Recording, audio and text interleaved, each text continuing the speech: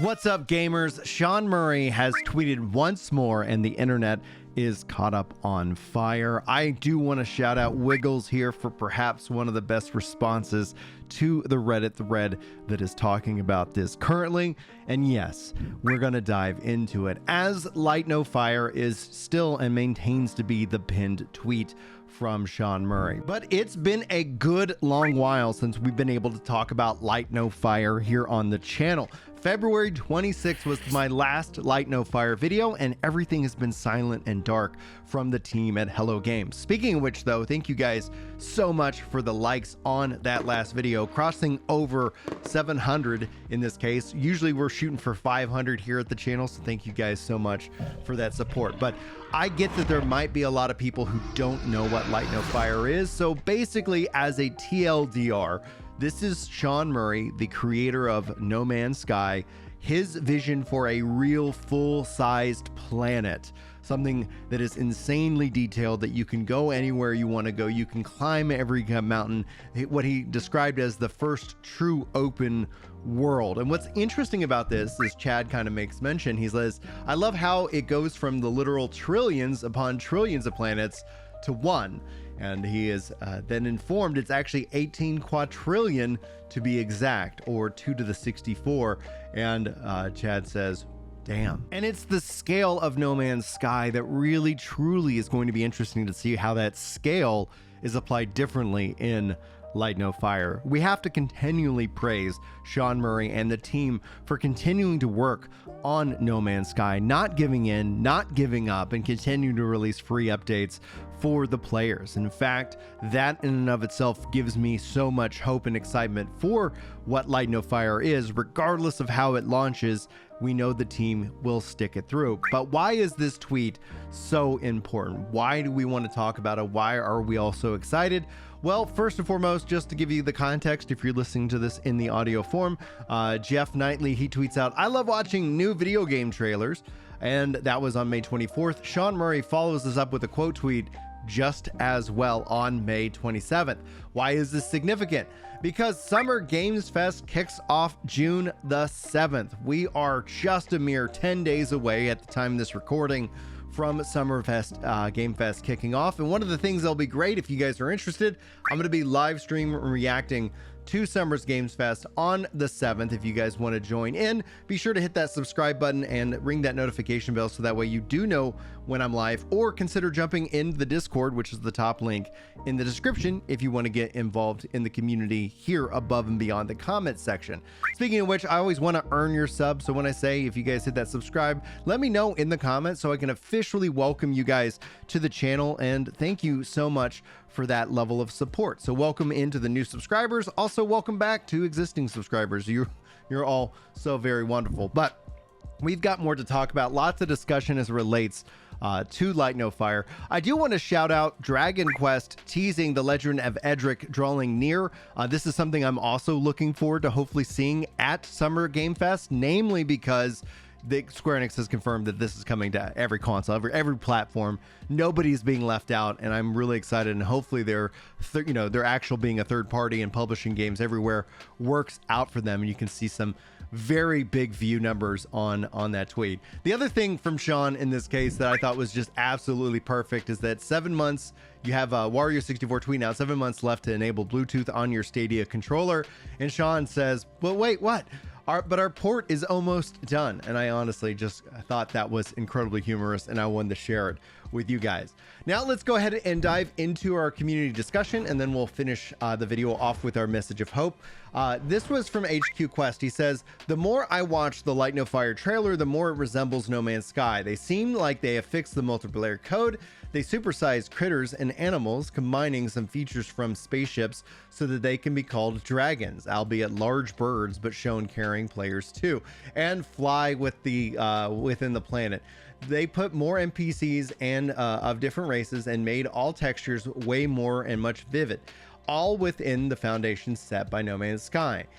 About the No Man's Sky Omega update, the big kicker on the expedition is the high likelihood for previous expeditions to be replayed at any time, and that's great. Not only do you complete things that you never experienced, but you learn more about all of the game has to offer, something Omega also did very well. Each stage of the expedition was a cool recap for us playing since the early days, yet a great pendulum for those who never played to get a glimpse of all that the game has to offer. And so there's kind of two thoughts of what HQ Quest is saying. First and foremost, the dedication that the team has put into No Man's Sky, it echoes, and I think it builds that level of trust. Now, I know, and especially anytime I talk about this subject, there's going to be people in the comments talking about how Shawn Murray lied and there was all these different issues. If you guys want my more detailed thoughts on that, on my research, check out the state of the game for No Man's Sky Light No Fire, and I think you might hopefully find some entertainment in that video, as well as just generally, it is such an interesting and fascinating story, because as a developer myself, I definitely do side with Shawn Murray based off of the fact that he sounds like a guy who's excited and has a grand vision, and he's just poor at communicating the time frame.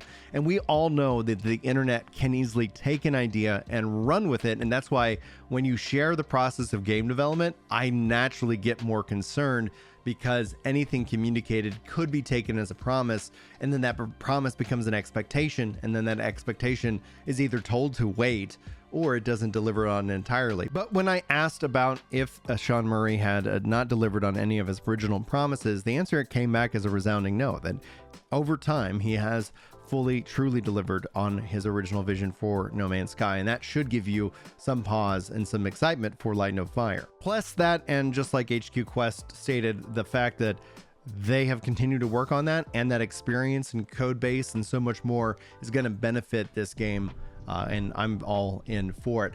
Luca Ferocious says, I was there for day one for No Man's Sky, and I'll be there day one for Light No Fire. I was not there day one for No Man's Sky.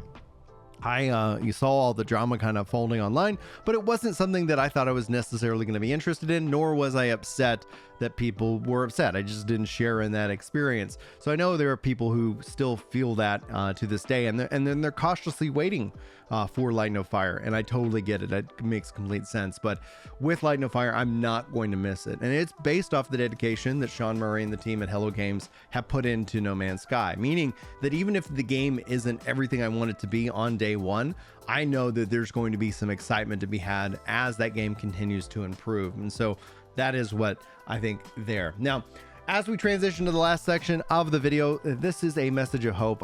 Mental health is very important to me, because in this age, we're going to easily it's so easy to get caught up in just all the crap that kind of falls down on our heads. But this is also, I think, heavily driven also from social media. Comparison is the thief of joy. If you've never heard that phrase, it is incredibly true. So what I want to say to you guys today is I want you to be an intentional person. I want you to live your life with a purpose, and kind of be flexible to change that purpose as it's needed. What does this mean? Well, I mean, to put it simply, set a goal for yourself, something that is achievable within a reasonable amount of time. For me, I'm a little bit of an odd duck here, so this is just what I've been doing right now. I'm trying to lose over 100 pounds and maintain that loss over a 3-year period. Now, as we get closer to year one of the journey, I'm down 70 pounds. So I feel like I'm making a good go of it, but it's also, this is, like I said, I'm an odd duck when it comes down to this. So if you're experiencing, for example, kind of a fit of depression, that's something that I've struggled with in the past, especially a lot of anxiety in my life. I know some of you guys are as well, because this is something that is not unique to me. This is a shared experience, as sucky as that is. But I want you to keep your goals simple. For example, if you're currently stuck in that state, I want you to get out of bed, I want you to brush your teeth, and I want you to make your bed and take a shower. Probably take a shower and then make a bed. The order in and of itself is inconsequential. It's just the point of getting out of bed is the first movement that I want you to make. Your goals do not have to feel overwhelming to be a good goal. But while I still always encourage therapy, as it has really worked for me in the past, doing anything is better than just laying in bed and thinking and worrying about your problems. You can be the change that you need to turn the tides. Now, I heard this the other day, and I thought it might also give a little bit of value to you. So let's run the clip. I never really considered that until your book. Until I heard the title of your book and I read the synopsis of it, I never really considered it.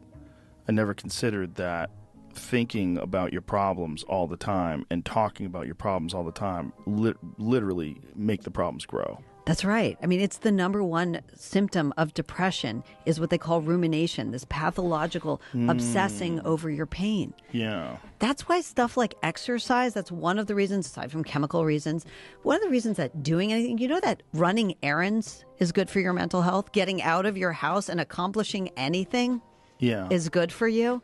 But sitting around talking and thinking about your problems, that's a bad habit. And the best cognitive behavioral therapists and others, you know, the dialectical behavioral therapists, the ones who do really well with depression, the first thing they do is try to break that bad pattern. But a lot of therapists just indulge it. I hope you got something good out of that. My therapist actually is a cognitive behavioral therapist. It's all about getting kind of to the root subconscious thought that is then kind of compounding outward into a various different spiral, so to speak. So me personally, I have found great success in dealing with anger, in dealing with my anxiety, and dealing with my depression. And overall, I just hopefully that will help give you guys some tools and some motivation to know that you're worth living for, that you're worth being alive. And I want to encourage that within each and every one of you. And if I can help out in any other way, if you just need somebody to sound off, my DMs on Discord are open. And of course, I'm going to be praying for you guys all the more. All that being said, guys, thank you so much for joining. I appreciate you guys sticking around, especially if you made it all the way through the end of this video. Sound off in the comments with Hootie Hoot.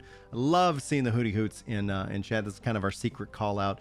And thank you guys so much. Hopefully I get to see you, hang out with you guys on the Summer Games Fest live stream. But if not, I really appreciate you giving me some of your time today. And hopefully I'll see you guys in another video. But until then, take care.